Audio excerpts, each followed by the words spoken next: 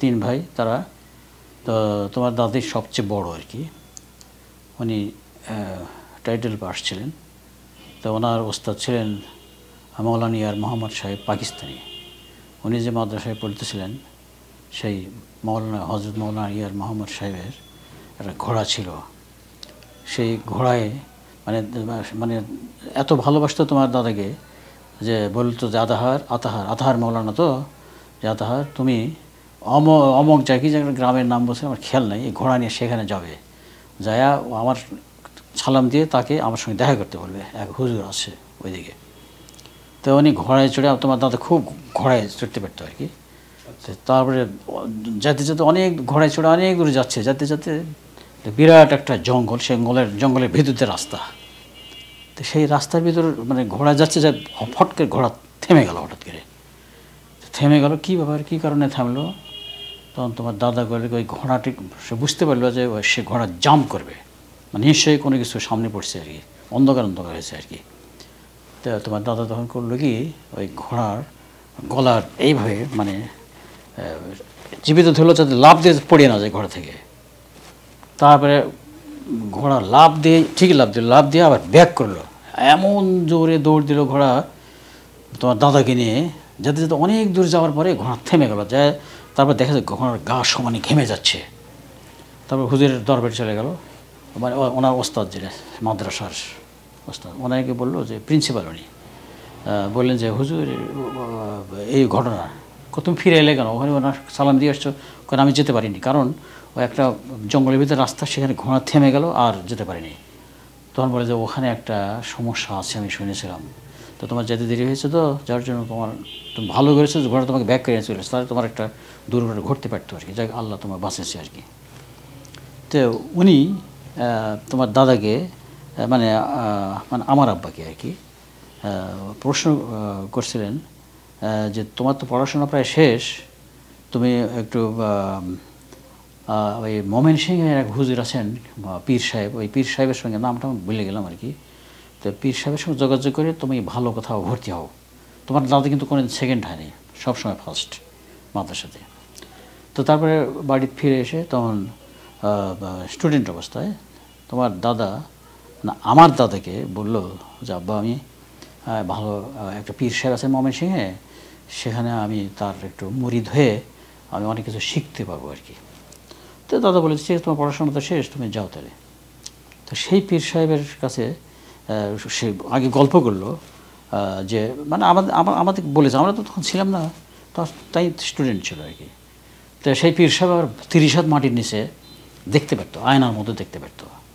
তো সেই পীর সাহেব বলছিলেন যে একবার আমাদের বাড়িতে আসছিলেন শাকদহ, তো ওখানে এসে উনি দেখা যায় ওই শাকদহ মানে দও, কিন্তু দও মানে দ্যাট ইজ খালি নদীর মতো আর কি, কোনো বাড়ি ঘড়ি ছিল না। তো পীর সাহেব এসে বলতেছে যে এখানে তো 30 হাত মাটির নিচে দেখতে পারতো।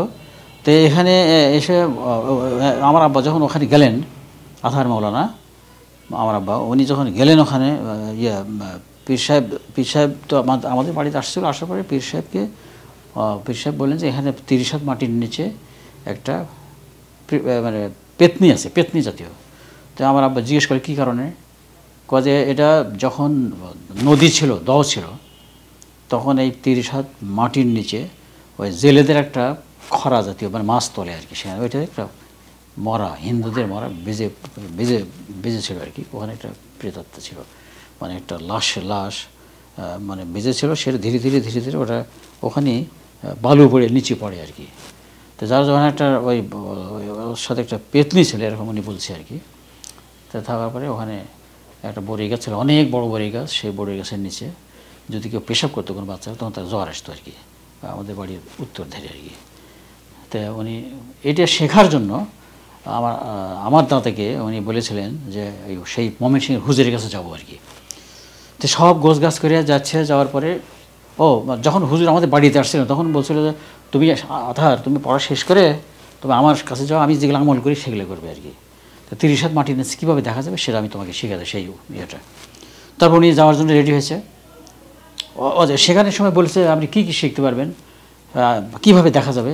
উনি বলছে যে ওই আমাদের বাড়িতে এসে যে আসছিল, যে ওই সময় বলছিল যে যদি তুমি দেখবা যখন কোনো একটা মানুষ মারা যাবে, মারা যাওয়ার পরে ওই কবর যেদিন হবে সেই কবরের ভিতরে একবারে গভীর রাত্রে যেতে হবে, একাই যেতে হবে। একা গিয়ে সেই কবর খুঁড়ে তোমার কবরের যে কাপড়ের কাপড় দিয়ে পেছানো থাকে ওর বুকের উপর বসতে হবে, বসে একটা দোয়া কি যে দোয়া কত বছর পড়তে হবে, পড়া কমপ্লিট হয়ে চলে আসার পরে কবর যেভাবে সেইভাবে তুমি করে ঠিক করে দিয়ে আসবা। আসার পরে তুমি পরের দিন দেখবা তুমি 1 হাত মাটির নিচে দেখতে পাচ্ছ। এইরকম প্রতিদিন যদি তুমি যেতে পারো, আমি 40 দিন পর্যন্ত গেছিলাম, আমি সেই 40 হাত নিচ পর্যন্ত আয়নার মধ্যে দেখতে পারতাম, মাটির ভিতরে কোথায় কী আছে না আছে সব দেখা যেত। তো তুমি এই যদি করতে পারো, তোমার সাহসের প্রয়োজন। তা তোমার তাদের সাহস ছিল খুব। তো যাই হোক, তো এখন উনি এই সব বলে উনি চলে গেলেন। তারপর আমার আবার পড়াশোনা শেষ হওয়ার পরে উনি ময়মনসিংহে রওনা দিলেন সব গোছগাছকে ওনার কাছে সব শেখার জন্য আমলগুলো ওখান থেকে। তারপরে রাস্তায় মানে তখন তো ইয়ে ছিল না, তোমার যোগাযোগ ব্যবস্থা ভালো ছিল না, তো গাড়ি ঘোড়া ছিল না। তো তখন ওই তোমার মাঝামাঝি রাস্তায় গেছে টাঙ্গাইলের ওদিকে যায়, জিজ্ঞেস করছে যে অমুক হুজির বাড়ি কোথায় ময়মনসিংহের। তো বলে যে তো অনেক দূরে। তো কেন? কেন আমার খুব দরকার আছে, হুজুর আমাকে আসতে বলছিলেন। কয় না না হুজুর তো নেই। কোথায় গেছে? ওই উনি তো ওই কয়েকদিন আগেই মারা গেছেন।